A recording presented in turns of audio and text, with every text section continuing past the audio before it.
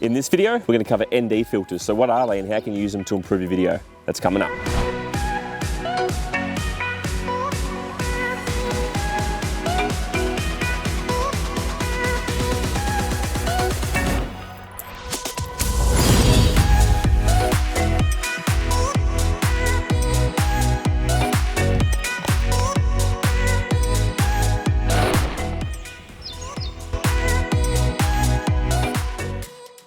What's up guys, thanks for watching Video Park. My name's Glenn. On this channel we inspire to learn, teach and create better looking video content.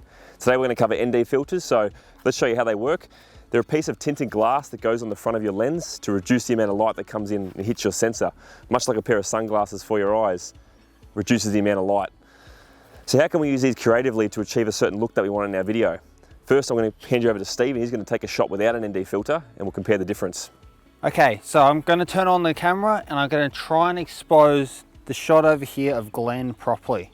So as you can see, the image is well overexposed and I cannot see Glenn whatsoever. I've got my frame rate at 25 frames per second 4K and the 180 rule of 1/50 for my shutter speed. My ISO is all the way down.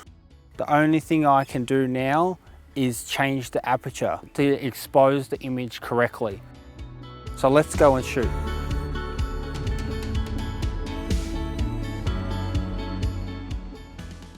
So let's add an ND filter and see how that changes my image.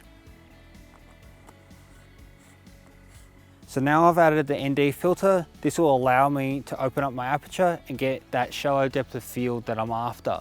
But by opening up my aperture, it allows more light in and it overexposes my image. So that's where the ND filter comes in, to be able to reduce that light back down and keep my bokeh effect that I'm wanting.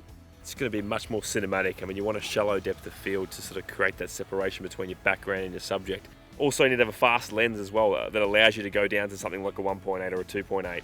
We're using the Sigma 18-35mm today. We always use this one as one of our most popular lenses by far. And this goes right down to 1.8. So now Steve can open it to 1.8. He's got the ND filter on. You can darken the image and keep that bokeh. Let's get another shot.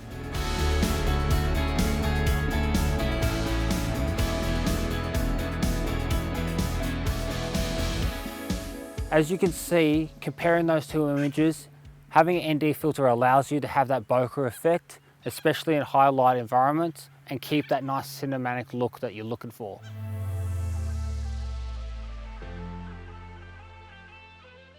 Okay, so now we've covered ND filters and how they work. Let's have a look at the different types of ND filters. So beginning with variable, very popular with videographers, just a nice, easy alternative to darken or lighten your image, just by making a quick adjustment.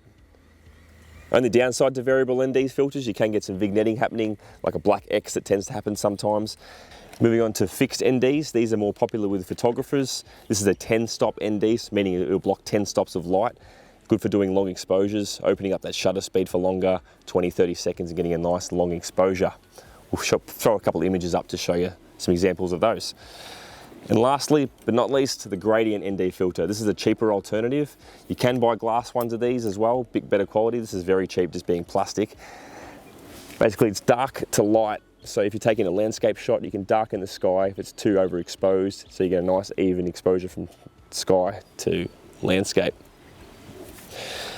That's ND filters, different types. There are polarizing filters as well. If you're doing reflections, you want to try and minimize those. If you're taking photos of water or cars or just want to minimize reflections in general, polarizing filters are a good alternative. They also add more contrast to your image as well, a bit more vivid colors, a bit more contrast. Okay, so that's ND filters. Let's have a look at the different types in terms of, okay, I can probably just cut this part. We're going to check out a cheap ND filter and a expensive ND filter and show you the difference between the two. Okay, so we've got the HOYA filter on there at the moment. We're using the Takina 11-16mm, so it's zoomed out at 11mm and it's wide open at 2.8. So you should start to see some vignetting happening by now, but I think the HOYA does a pretty good job. All right, so now we've got the K&F concept filter on there now. I'm not sure about the color casting. We've got exactly the same setting as the HOYA.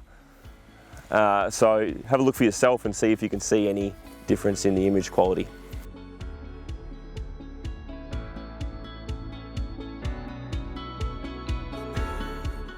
All right, that's it for the video, guys. Learn a bit more about ND filters today. Yeah, and don't forget to like, subscribe, and hit the bell notification button down below so you can keep track with all the new episodes we have coming out for you guys. And leave a comment. Let us know what ND filters you use. We'd love to hear your feedback too on some stuff you'd like to learn on Video Park, and we can keep creating more content for you. Thanks for watching, guys. We'll see you in the next one.